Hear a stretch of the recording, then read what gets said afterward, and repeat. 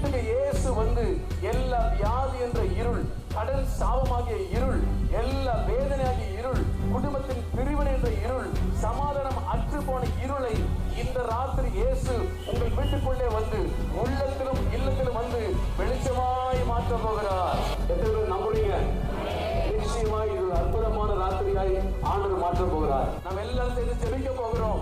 ஆண்டவராகிய இயேசு கிறிஸ்து உங்கள் வீட்டில் பிரவேசித்து எல்லா சாபத்தையும் இருளையும் கர்த்தர் மாற்ற போகிறார். நாம் எல்லாரும் சேர்ந்து கர்த்தர் நோக்கி ஜெபிக்க போகிறோம். வருத்தப்பட்டு பாரம் சுமக்கிறவர்களே, எங்க